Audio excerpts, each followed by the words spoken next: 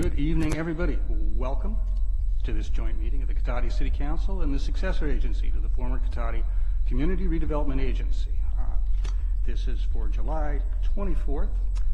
I'm Mayor Mark Landman, and I am joined on the dais by Vice Mayor John Delasso, Councilmember Susan Harvey, Councilmembers Wendy Skillman and John Moore, as well as our staff, led by City Manager Damien Obid, City Attorney Robin Donahue, Community Development Director Vicki Parker, our City Engineer, Director of Public Works Craig Scott, Administrative Services Director Norm Veloso, and of course the Chief of Police Michael Parrish, and not to forget our Deputy City Clerk Lauren Burgess.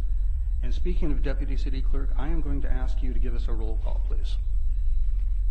Councilmember Skillman? Here. Councilmember Moore? Here. Mayor Landman? Here. Vice Mayor Delasso? Here. Councilmember Harvey? Here. Very good. And with that, I'm going to ask you all to join me in the Pledge of Allegiance.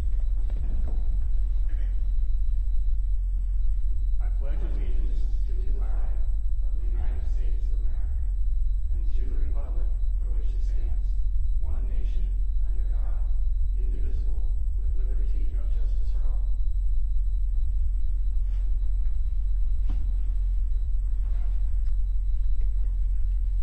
Thank you. And that takes us to item 4.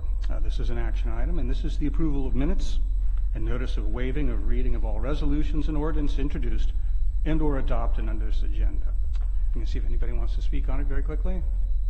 Seeing none rise. I'm going to ask the council, I believe I might have one abstention from this last meeting, but other than that, is there any objection to passing this as written or approving it? No. Seeing none, that passes 4 with 1 abstention. Thank you. And that brings us to announcements. And I'll begin with our meeting orientation for new attendees and any new viewers out there. In conformance with the Brown Act and the adopted City Council rules, the meeting agenda includes items labeled as action items, where the City Council will consider the item and citizens are afforded the opportunity to provide comments relevant to the item being discussed. The meeting agenda also includes a citizen's business item, which is the designated place on the agenda where citizens have the right to say whatever they wish. The City Council may or may not choose to respond to comments as the government code allows. However, if the City Council declines to respond, it should not be perceived as giving credence to or agreeing with any statements that the City Council or its members believe are incorrect, misinformed, or purposefully biased. Next, the City of Cotati has special open office hours on Monday evenings from 5 p.m. to 7 p.m. by appointment in the Community Development Department at City Hall. And this is part of our Cotati Open for Business program. This program provides personalized assistance as well as information to developers, current Cotati business owners, and those interested in starting a new business within the city. The Cotati Rohnert Park Regional Library hosts events for all ages, including art exhibits, books club, as well as children's programs. All events are free and open to the public. For information, you can call the library at 584-9121 or visit sonomalibrary.org on the internet. Next, the Cotati Historical Society Museum is open regularly the second Tuesday of each month from 5 to 7 p.m. and Saturdays from 1 to 4 p.m. as well as by appointment. For information, you can call the Historical Society at 707-794-0305. The Cotati Police Department's next Coffee with a Cop is Thursday, July 26th from 7 a.m. to 9 a.m. at the Cotati Coffee Company located in downtown Cotati. We'd like to invite you to join our Cotati police officers for a cup of coffee and some casual conversation. And of course, the city does offer a variety of recreation programs, as we often mention, for all ages. We have details on this and much more at the web at cotaticity.org. And citizens interested in receiving more information, particularly City of Cotati community alerts via text or email, are encouraged to sign up at nixle.com, and it is NIXLE. And I have a few additional announcements. We do have a special community meeting this Saturday on the proposed hotel. Again, this is Saturday morning, July 28th at 10 a.m. And this community meeting will be regarding a new hotel proposed for the Highway 116 and Old Redwood Highway area. This meeting will be an opportunity to meet the local developer and his design team, see the initial project plans, and get information about the process and potential timelines.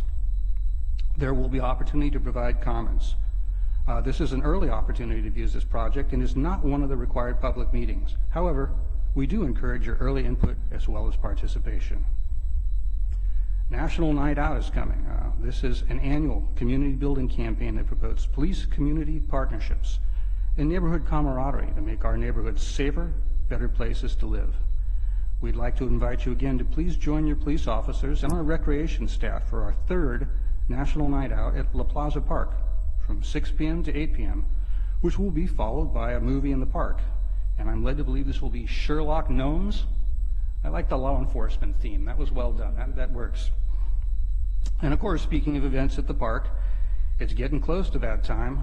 The 28th Annual Accordion Festival will be coming soon. So we ask you all to join us at La Plaza Park on Saturday, August 18th, as well as Sunday, if you can't get enough of those accordions, August 19th, for the Annual Accordion Festival. And of course, more information can be found at www.catatifest.com. And that brings us to item 6, which is approval of the final agenda.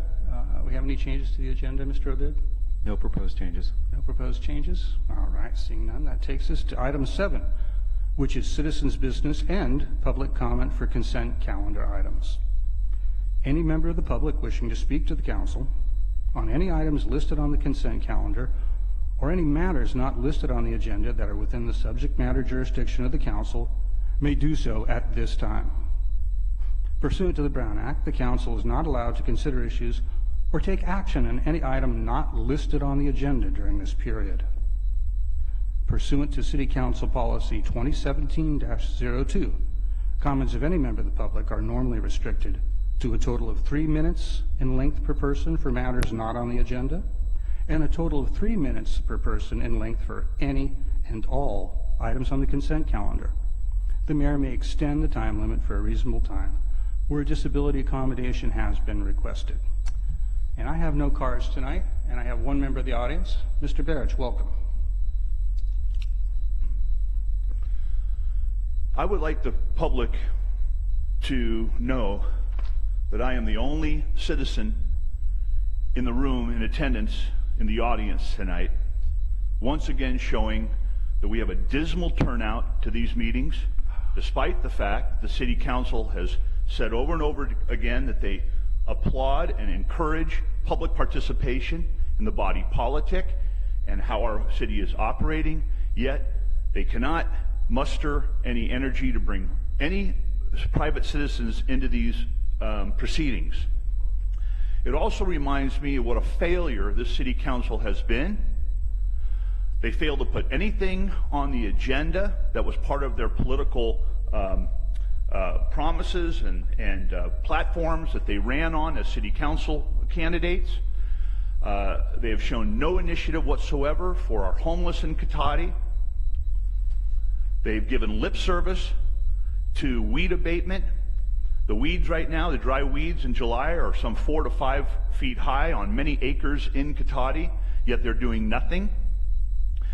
The City Council has been a dismal failure. They are corrupt.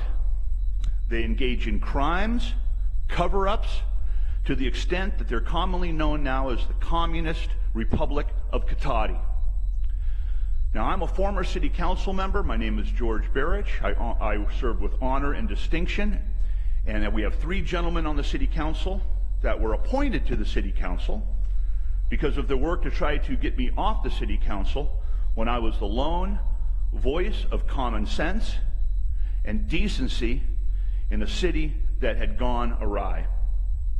I think that the council and this agenda tonight proves as a fact that you have no initiative, don't care about this town. You have nothing on this agenda that shows that you have put your political platform and your campaign promises to print. We have developers here. We have a bid going out to Gelati tonight with no other competing bids. I'm ashamed. We have an empty audience tonight. Mr. Kurtzman just walked in. Thank you for being here, Mr. Kurtzman. But it's a travesty It's a circus, and it's all on your watch. You've had a duty to try to make this a participatory function in the town of Cotati, to get people out and be a part of the process. And you fail. You keep on failing. Thank you, Mr. Barrett. Anybody else like to speak in public comment? And by the way, did you want to speak on consent? No. Okay. Mr. Kirchman, welcome.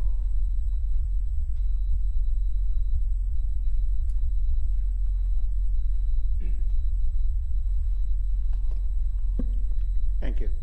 I'm going to continue to address you five because I've interacted with some of you for a number of years, others only recently, but you live here in town.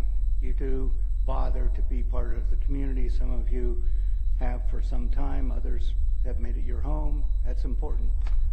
Some other folks, unfortunately, if I were to come here at 7:30 in the morning when you open for business, they're not here. They're not available. They also don't have schedules. Every time I ask, oh, we don't have their schedule. You folks are responsible for process and policy. A policy you might want to pass is that your staff has schedules so they're somewhat credible, so you know where they are and what they're doing. It's going to be difficult when you raise sales tax another 1 cent to cover yourselves. What does staff do? I'm not alone in terms of wondering where your staff is. I see Rancho Cotati Fire, I see them out and about, but I don't see your staff. And more than once I've come here to talk to staff and they're not available. I've asked directly to 2 staff members who broke the city charter and refused to give any service whatsoever because they feel that they're more important than the city of Cotati. I have repeatedly, and some of you are well aware that this is the truth, asked for some sort of emergency plan. Countywide, after last October, fake news or not, it's been reported that the county feels there were some things lacking in response, in emergency. Saying I have everybody on speed dial on a cell phone is unfortunately not even valid in San Anselmo, where the mascot is the Pirates. So it might be time to start reviewing, oh, we're doing this, this, and this, and we're moving forward. CERT's not really valid anymore, so we're trying to do this, this, and this. Oh, our staff is always ready, always responsive, and we've done the following training. To say everyone's on cell phone is kind of ridiculous, because luckily Mr. Deloso has a few dishes or whatever, satellite towers under his family's property and their water tower. But you can't get a decent bead on Pengrove. So I doubt you can connect with Bodega. I doubt you can connect with Windsor. So it's kind of crap to say, I'm ready, I've got my cell phone with me. I hope it works for you all next time there's an issue, because it really doesn't work during '89 earthquake or any other emergency. So it's time to step up for an emergency. Thank you. And did you want to speak on consent, Mr. Kirchman? Very good then. With that, I'll bring it back to the council. We have the consent calendar with 2 items, A and B. And I'll ask if any council member wishes to pull either item. May I step back just a second before we do consent? You don't even have to step back. I think you want to say something. Okay, I'm going to sit here then. I just wanted to acknowledge that we also had, for citizens' business, the email from Ms. Alderman, too. Oh, Just thank you. Part of the record. Thank you.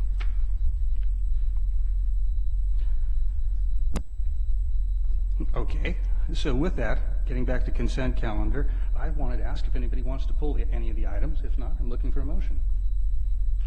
So moved. We have a motion from Second. And a motion from Councilmember Harvey and a second from Vice Mayor Delasso. All in favor, please signify by saying aye. Aye. Aye. Opposed? And that carries unanimously 5-0. And that brings us to direction on future agenda items, and I'll ask if any council member has any future agenda item they'd like to request or suggest. Not this evening. No? I do have one small one. At our legislative committee meeting, we had a brief discussion on the issue of voting. You may remember that came up at our last general meeting, as something has proved to be problematic in recent years. And I was asked, and we were all asked, to bring that back to our councils for some general direction. And I think it would be helpful to do that, a very short discussion, as well as something about our legislative platform as well. The only problem is, I think, with our schedule being what it is, with the next meeting not being scheduled, we'll probably have this discussion at legislative committee before, in which case I'll do my best to represent you and report back. But I think either way, even if we have to schedule, if we don't use the discussion for the voting stuff, well, certainly it would be worth reviewing the legislative platform and just giving a general thumbs up to that. So that would be a very short item, I think, on an agenda. All right, thank you, Council. With that, we're to our regular agenda. Item 10A. And this is the awarding of a construction contract for the 2018 school street construction and improvements project. And Mr. Scott, our Director of Public Works and City Engineer, is here, I believe, to present. Thank you, Mayor, members of the council. Craig Scott, Public Works Director, City Engineer. This is the 2018 street construction and improvements project where we're looking for a decision to award the construction contract. The city's pavement management program, which is completed every 2 years, guides the city's pavement preservation projects, and basically includes an inspection of every street, and then identifies potential treatment and costs, and also gives the city an overall sort of rating from 0 to 100 with this pavement condition index, or a PCI. And so there's going to be more on that later on in the presentation. This specific project was approved by council on October 2017, and then also a slightly revised project in April of 2018 in response to the requirements of the SB1 legislation. The funding comes from, for the project, from Measure M, a variety of sources, Measure G, SB1, the general fund, and other sources. The project has been designed, put out to bid, and we're anticipating construction, if all goes well, to begin in mid-August, and then completion by early October, if not October 1st. There's 30 working days to complete the project. So as promised, here's just a general, it is driven, as I've said, by the pavement management program, and what we see here are our city expenses on, I try to just glean from our budget, just what goes into the road preservation, not the sidewalks and other things, but just primarily the roadway. And so the red or orange-ish line on there at the bottom is $600,000. That's to maintain our PCI of 55. So that's just treading water with our streets.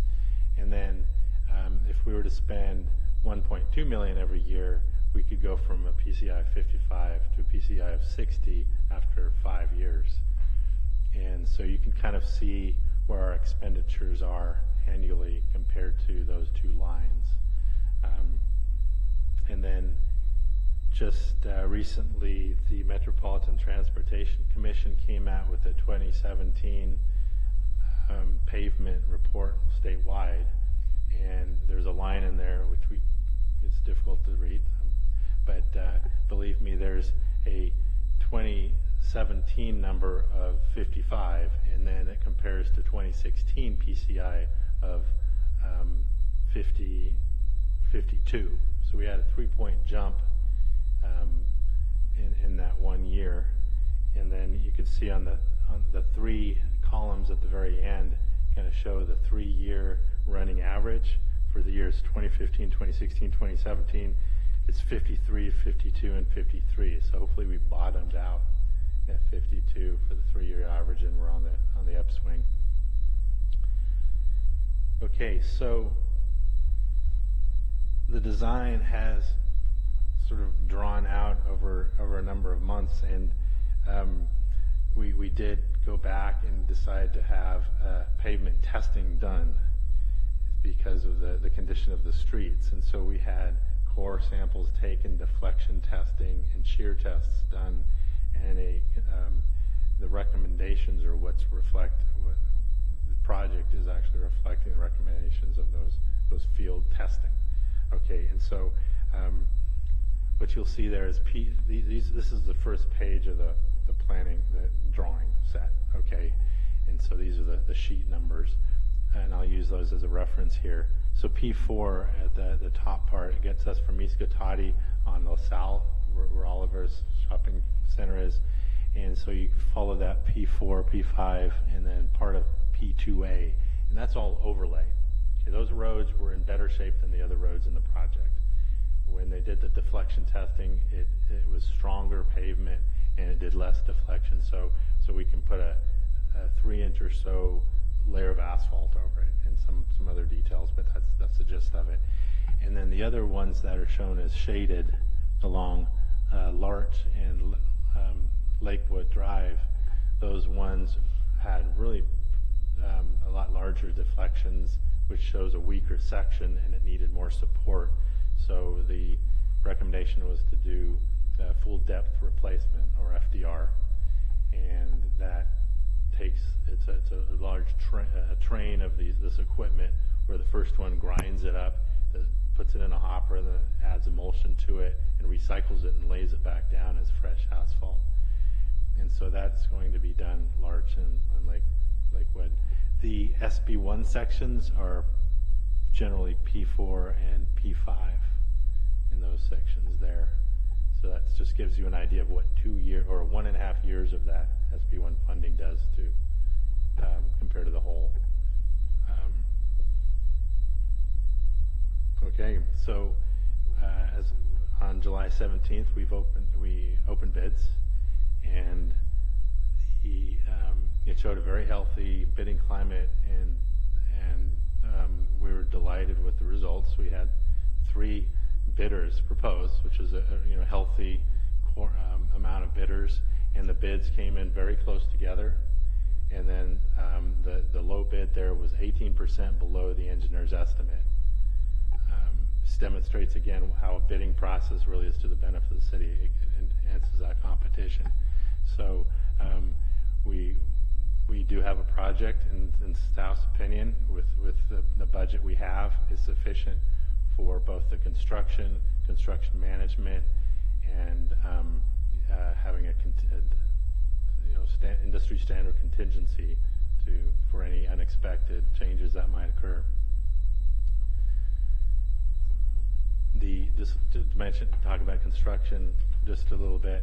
So the Harrison Associates contract, the designer, when council approved their contract, the construction assistance was approved at that time. This was before design and everything.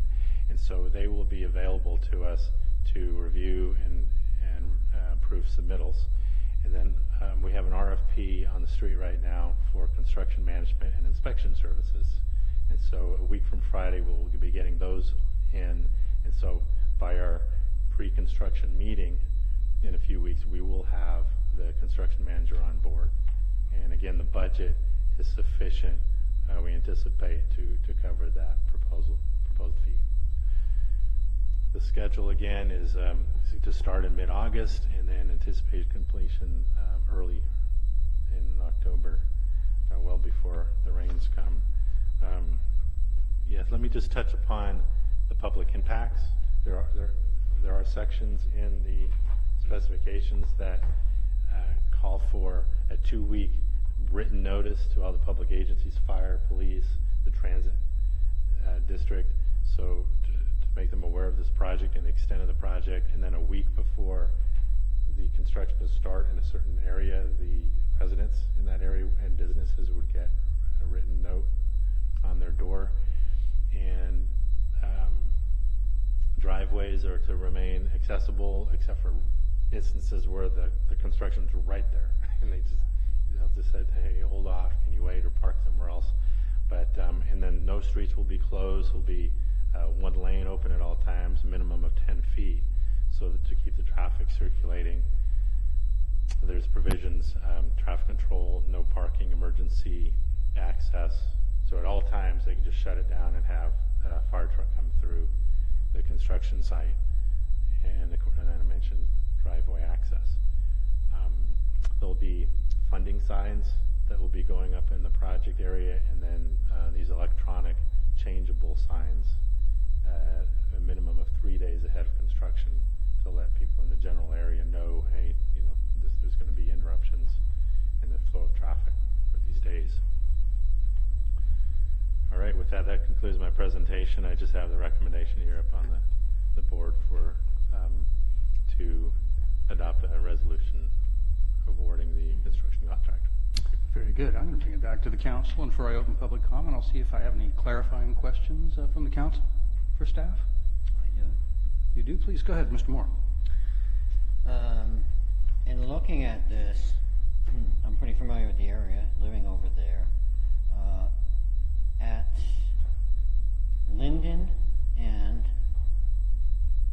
LaSalle, outside of the P4, are we going to do anything with those streets at all at this time? No, there's that was that part of Lincoln Avenue you're talking about, and Linden. Right. Well, not Lincoln, but Linden. Yeah, No? that wasn't part of the. There wasn't available funding for that. Okay. So we've recently torn up those streets with cable or gas, PG&E replacements. So we're just with that, will they be replacing that asphalt there to look more like the existing? I can tell you this. So it's we're not doing the utility replacement. It's PG&E and their subcontractors, and our specifications in their encroachment permit that we've issued to them require them to put in permanent hot asphalt at the same specification of what the roadway is there today. Okay. So not the existing temporary fill they have there? Correct. Okay. Yeah, that's sort of the sequence. Is they'll go in immediately and just put in cold patch back the cold patch temporarily, and then another crew will come in and put the hot mix asphalt, the permanent fix, in there, and we are holding them to that. We're saying, I think they've asked us, hey, since you're doing this roadway project anyway, I mean, that's sort of human nature, right? Can we just leave this in? And we said, no, we want the permanent hot mix asphalt in there. Okay. And they will be out of that area by the time we get started on this. Okay. And then on Lakewood, just about where the P6A designation is on that map on page 132, page record, Yes. there's 2 speed bumps there. Will those remain or will those come out? They're going to be replaced with speed bumps. Okay. Sort of the modern variety. Modern variety. Yeah, they'll look a little different and be. I mean, speed bumps sort of evolve over time, and so they will meet the current standards and striping. And I think the primary difference that you'll notice is rather than a hump of asphalt, which is what they were originally, they'll be bolt down, and they'll have wheel tracks for like fire trucks that are wider than passenger vehicles. Are those still necessary? The speed bumps. Well, they're in existing condition, so we're going to replace it in kind. But we haven't updated the engineering to really determine if they're still necessary. That street's like a long straightaway, so the presumption is in the past that people accelerate down that road, and it created complaints in the past. So that's why I think that was the assumption on the engineering side, is just leave the existing condition in place. Okay, because sometimes we've done things like put speed bumps in because we've had previous council members live there and they wanted a speed bump, and I wasn't really sure if we did have an engineering report that dictated that we should have. I think they've been in for so long that I'm not aware of one. Although I am, it's a long straight street, so I can imagine that at some point people complained about it. I don't know who, but the default assumption is if it's an existing condition, you just replace it in kind as you repave the roads. unless you have some reason to believe that you should take them out. I wouldn't know if we didn't look at that, but, so that was the concern on that. Okay, thank you. I wonder if we could clarify that. We're not talking the current decade, I hope, are we, Councilmember Moore? We're talking at least the 70s, 80s? Very good, thank you. I just wanted to make that key point and make everybody breathe. Most of us breathe a little bit easier. Very good. Let's see, do I have a question here? Oh, please, go ahead, Councilmember Harvey. Did I hear you say that we will be putting funding signage up? Did I? Yes, that's Okay. a requirement of Measure M, that their emblem is Okay. posted on. And we will do SB1 also. I think it's important for people to understand that, we're trying to do the best we can with all of the sources that we can get to do that. And especially since, in particular, SB1 is one that's going to be on the ballot. And I think that most people just really aren't familiar that these different measures that they vote on, that money does come back to their communities, and we are using it for the specific purposes that were intended, especially since there are some folks out there saying that money never gets used for the intended purpose. So I think that's important, and I'm glad you're going to put those signs out so, kind of people are aware how those things are getting paid for. Very good. All right, nothing more from the council. Then I'm going to open it to public, see if we have any public comment on this item. Mr. Barrett. Council, if we look at the state's analysis that you showed on the projector, they feel that 47% of Cotati's roads, nearly half, 47%, are in poor condition or failed, which means an F, failure. Half our roads under your watch and the previous administrations of the candidates that you supported on the city council are responsible for these failed and poor condition roads. Instead of fixing our roads and keeping up with the other capital improvements, we had downtown specific plans that cost us over $1 million that have gone nowhere in 10 years. We've had roundabout studies that the citizens clearly rejected. And now we have half our roads in poor condition. Tourism has been abysmal in Cotati. You've kept the Chamber of Commerce under your thumbs, and their hands have been tied because of your green agenda and so forth. We have tourism at an all-time low. We have businesses that have left Cotati, leaving less tax dollars here for Cotati's infrastructure. We have Cotati citizens spending most of their consumer dollars outside of Cotati because what they want most they cannot find in Cotati. This is the reason, along with poor management and mismanagement of our town, we have our roads in poor and failed conditions. You keep giving yourself free health care to the tune of over $30,000, I think, just for Mr. Moore alone.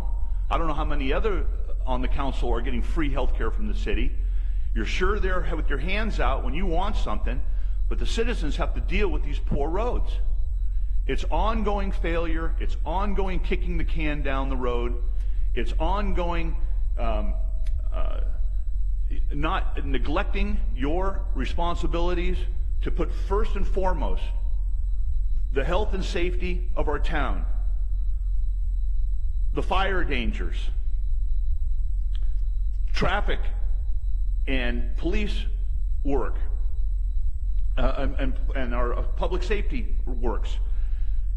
With all your other studies and felonious lawsuits and so forth, this is why Cotati's in this situation. Failure. And thank you, Mr. Barrett. All right, and seeing no other public comments, we'll bring it back here. Any comments or discussion from the board for I hear a motion on this? Mr. Vice Mayor. Yeah, a couple of comments and/or questions. Mr. Scott, you did mention, where are my notes? But you did mention traffic control would be a part of the contract. And more often than not, you know, driving wherever you drive, you don't always see the traffic control people standing there doing something.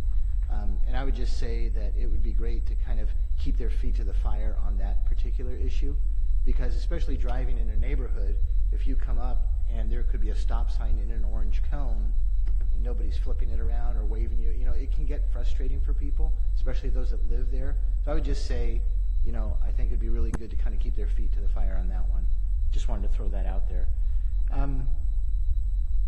I would love to have, this is a side conversation of funding, because I think I know I've asked this before and I think I know the answer, but road dollars, and we can't really seem to use those for sidewalk improvements.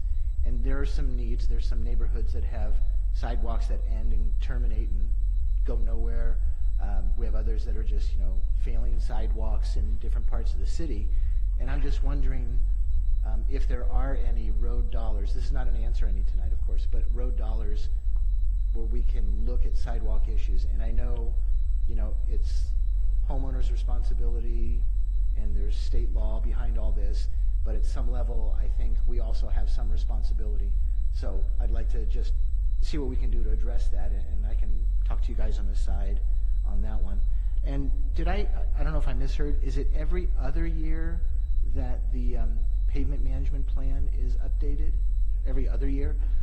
Because I'm also curious about, I remember a couple years ago walking the west side, that there was some horrendous conditions. And I know we had a discussion on, you know, if it's in such poor condition, you could put money to it and you could improve it, or that same amount of money could go to another section of roadway that is marred but not as in bad condition, and you get more bang for your buck. But, and I get that, and it makes sense at some level, but it doesn't make sense to the people who are living next to the horrific conditions either. So I just think, you know, I will say that at work, you know, we have a lot of programs like this with the same acronyms, and it drives me nuts because when you guys use them, they mean something completely different. So I'm really confused up here, but I get it eventually. And I think that one thing that's never taken into consideration is, not sure how to put this, but sort of the will of the people. It's not a criterion that we use. I mean, for roads, we're talking about, you know, we've got potholes, or we've got separations, we've got alligator cracks, all these things going on, but sometimes, and those are critical and important, I get it, but I think sometimes we also have just a slightly different perspective that we should think about what's going on in different neighborhoods. That was really long-winded, and I don't need a reply. That's the good news. But I just wanted to kind of throw that out there. I know, Mr. Barrett, you must not have seen, but when you were talking at the very beginning, there was no competing bids. I mean, clearly we saw that there were 3 bids, so that was good. Yeah, I think at this point, that's what I had. Very good. Thank you. Anybody else have anything? If I may Please. piggyback on Councilmember DeLasso's, Vice Mayor DeLasso's comment regarding the will of the people. If in our fiduciary responsibility as council members, we are taking into consideration the pavement management plan and where those dollars may be most effective, as those are the only resources we have available for that, wouldn't we be adhering or complying to the will of the people? Well, I mean, I think sure at some level we are, but, and I don't think that was the right phrase. I can't find the right words, but I think it's important that not only we have established criterion, I'm sure, and that makes perfect sense. You have to have that to evaluate anything. But at the same time, there's always that sort of other factor that's out there that is not any kind of a weighted criterion. And it's just like, you know, that neighborhood has been, not to use a nasty word, but neglected. There hasn't been any work done on the roads in, 15 years. I'm just saying there's some other factors that I'm saying we can consider. It may not sway a project, but I think it's something to consider. That's all I'm saying. Thank you. Yeah. Councilmember Harvey. Yeah, I mean, a good discussion. Along those same lines, I really think that it would be worthwhile, since that plan is developed every other year, that I think it's worthwhile of having an agenda item on that and having a discussion, you know, walking through it, and then that allows the ability to discuss, you know, things of that nature. Like, we've had an area that hasn't seen any work done in 15 years, and, you know, could we, you know, trade this for that? So I think it's worthwhile for us to openly discuss that once in a while when we do that report. You know what, sorry to interrupt. One thing I will add that might be helpful in this discussion is that, so the pavement management plan, it's a computer generated model of the best use of funding dollars, right? And our streets, like, I mean, this is how it is for every city, but our streets are broken up into segments, typically a block long or maybe a couple blocks long. And the computer generates citywide through our road network a list of road segments that would be the best use of whatever funding that we have in any given year. But the practical side of that, and this is something that that Craig is working on and will be bringing later this year to council, is taking that and, you know, converting it into what is a, you know, like a 3 to 5 year. It's something we have to discuss what that time horizon is, but, you know, like roughly 3 to 5 year outlook on road paving, because you have what the computer model generates, but then you also have sort of the practical consideration that you don't want to pave a block and then pick up all your paving machinery and move across town and pave another block. So, you know, so you group things for cost efficiencies, right? So that's the piece that requires some additional thought. And also, you know, now that we're in a position to do this, we want to set out with some, you know, some paving, hopefully paving commitments. I mean, it's not hard and fast, but some budget number in the future, what that looks like, what that pavement plan looks like, so that, I mean, both so that we can have this discussion that you're talking about tonight, but also clearly communicate it to residents and other people that are interested in what the future paving program looks like.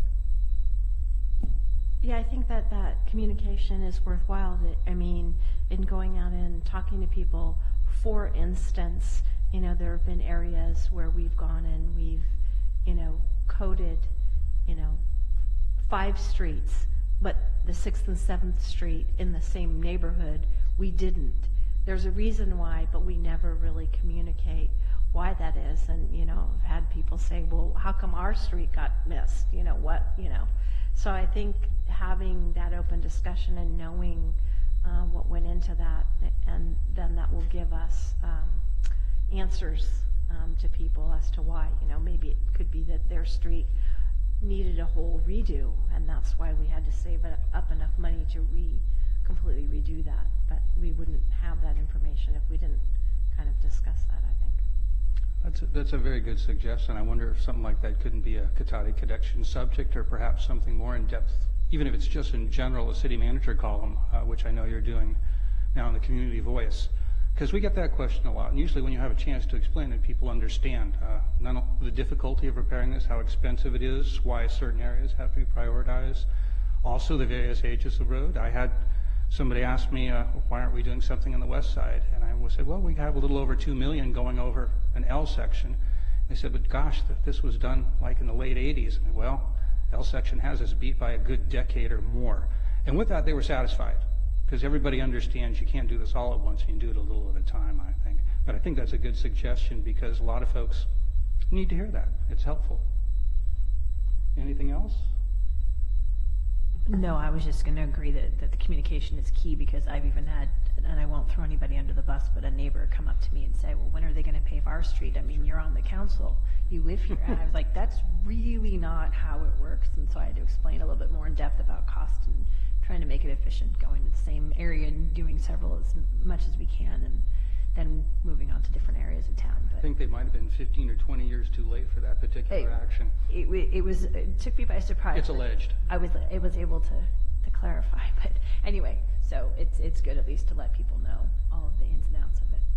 Well, I have some comments on this. I think this is just great. First, a quick clarification talking about PCI. We did discuss this recently, but it's worth rehashing since we're on the same subject. Actually, Cotati's roads never were actually approaching failing. That wouldn't be correct. PCI's numbers are actually not unlike the old report cards we used to get. So the worst case scenario, where we were at, approaching the bottom end of the 50s, we were a C student who was slacking off and beginning to get close to slipping down into a D, I think, which is not a place you want to be. We are now a C student that's going forward and getting close to getting a B, hopefully, maybe if we get lucky in some years to come. So that's a better, if you want to try and do that, but I think a better way of looking at it is you just assess the whole county.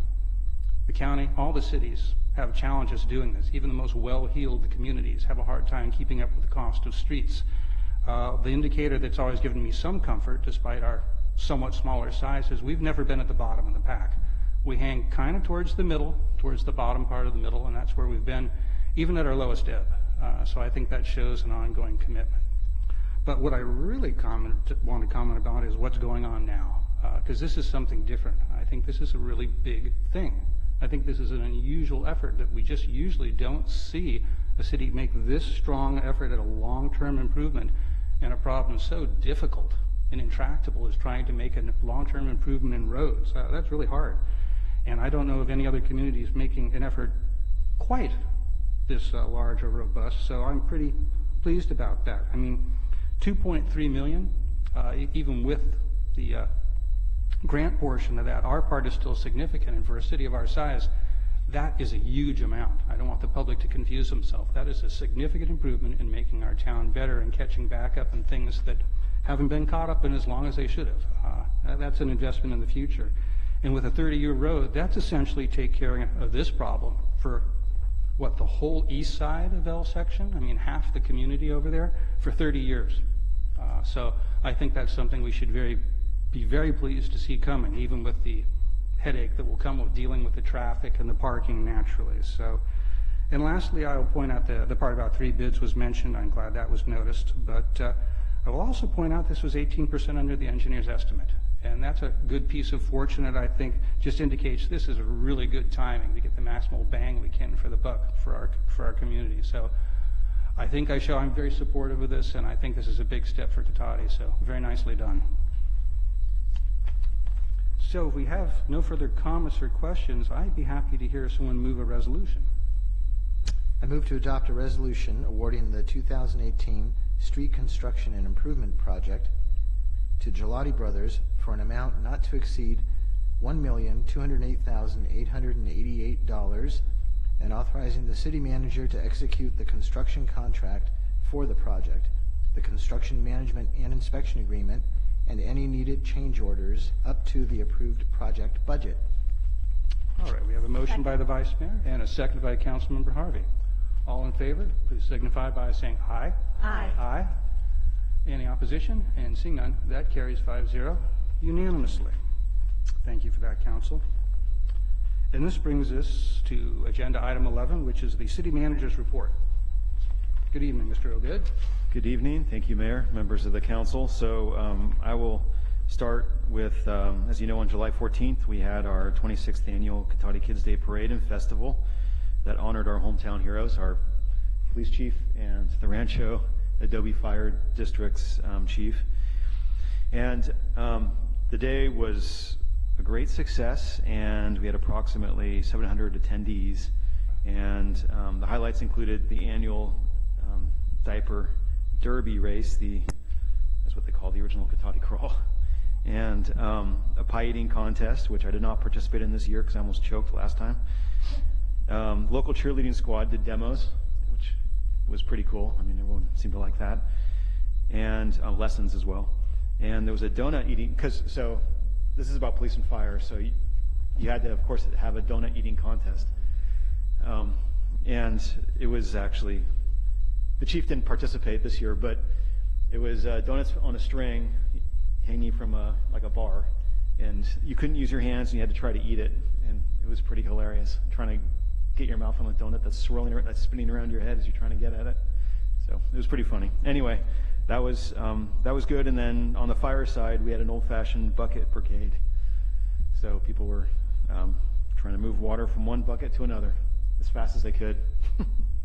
So anyway, it was fun. It was a great time. And then last Friday night, we had our second free summer movie in the park and showed the Lego Ninjago movie. We had about 200 guests in attendance, and it was a nice time for everyone.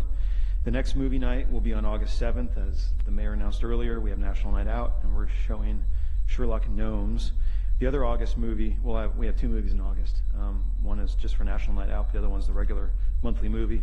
And the regular monthly movie will be on August 24th, and it's Peter Rabbit. So if you haven't seen that, come on down. My kids like that one too. It was a really good one. And then next week we'll be offering 2 Lego camps, a Coco gymnastics camp. I assumed Coco based on the Disney film, but our 8th week of Camp Katati camp also, and that continues to be very full. The camp continues to be very full, so that's great.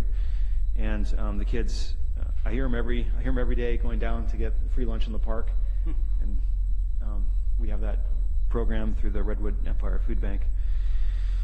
And also on Monday next week, the Camp Katati campers will head over to the picnic area at Veranda Fleddy, where they're going to get some lessons about local farming and get to feed some of those animals that they're going to have on leash in the picnic area. Small docile ones, not the ram with the... And then I think that's about it. But for any other camp options or information on our programs, to volunteer for an event or to register, you can contact Ashley at 665-4222 or awilson@katadicity.org. Oh, it sounds like, once again, we're very busy this summer. Very good. Any questions for the city manager from the council? Right here. Comment, more than a question. When you mentioned Veranda Faletti, it reminded me that there were some children feeding the goats. Not a big deal, but they were picking all of the planted vegetation to hand over the fence. So it's just, I was polite. I said, oh, guys, those plants were there, but the goats are hungry. Okay, so I lost right away. I just turned around and walked away. I said, okay, bye. So it might be something, I hate to have signs, but maybe it's worth putting a little sign, please don't pick the flowers, the vegetation, whatever. But just wanted to bring that to your attention.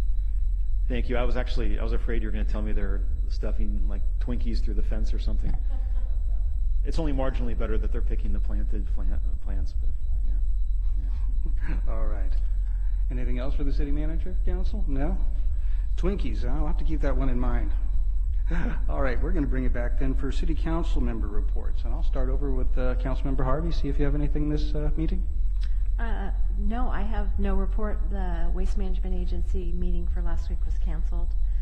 So I had no report, just vacation. So. Very good. No Vice reports. Mayor, no reports. No reports. We have a wave coming. I'm going to go right to you, Councilmember Moore. No reports. Councilmember Skillman. I went to Kids Day. That was cool. That was a lot of fun. So we had a good time there, and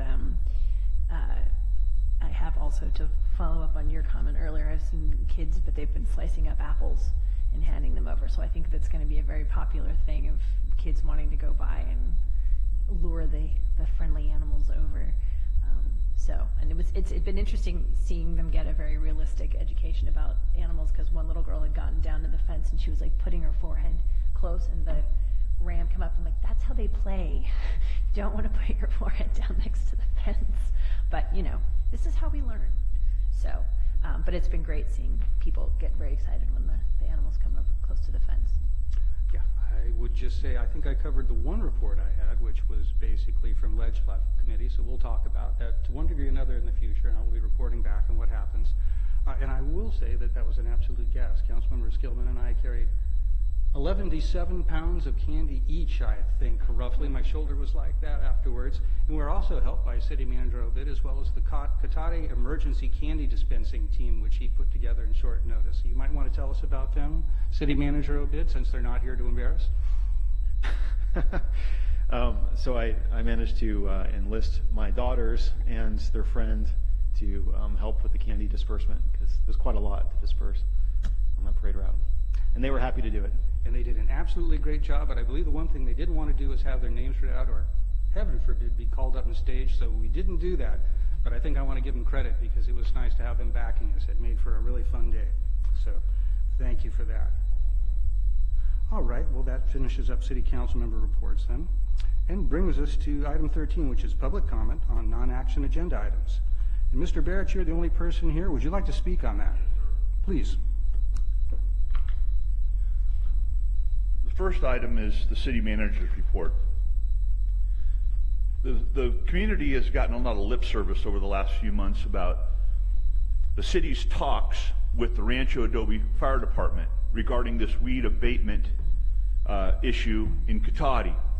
Yet, once again, we have a city manager's report that gives no credence to any talks with the city and the Rancho Adobe Fire District. We're now approaching August. We're well into the high weed fire danger season, yet you have no agreement with Rancho Adobe what you're going to do about it. You have completely disregarded your weed abatement ordinance. You have no plan in place other than the city manager giving us wonderful reports about the Kids' Day event. How the town looks, how the town feels to tourists is very important. How the town looks is important to town pride. We often heard a lot about town pride from people like previous Mayor Harold Berkemeyer and Janet Orchard about small town pride. Yet, if I can use a phrase that Mr. Moore likes, oftentimes much of the town looks like shit. Investors look at the streets, and they look at the vacant lots, and they look at the high, dry weeds.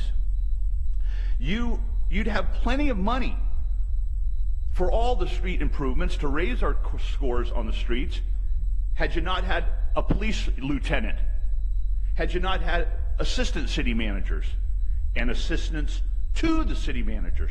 Remember that year when we had not only a city manager, but an assistant city manager and an assistant to the city manager? If it wasn't so sad, it would be funny. You spend hundreds of thousands of dollars on a demonstration park, a demonstration farm across the street from City Hall, rather than improve our streets. The community sees this for what it is. It's a joke. You have failed miserably. And now you talk about, oh, this is a great year because we're investing all this money in street improvements. Yeah, because you've neglected them for years. That's nothing to be proud of. You can spin it any way you want to. You kick the can down the road, now you're paying the price, the city knows it, and the community knows it. You're never going to be able to catch up at the rate that you're going. And that's a quote from the city manager himself some years ago. He said, at the rate that we're improving, trying to improve the streets, we can't catch up. Oh, I didn't realize you were done. Thank you, Mr. Barrett. All right, that brings us to information received after the agenda was posted. Do we have anything under this agenda item, Mr. Obid? No? Very good. That brings us to item 15, which is adjournment. Thank you, everybody. Appreciate it. We'll see you next time.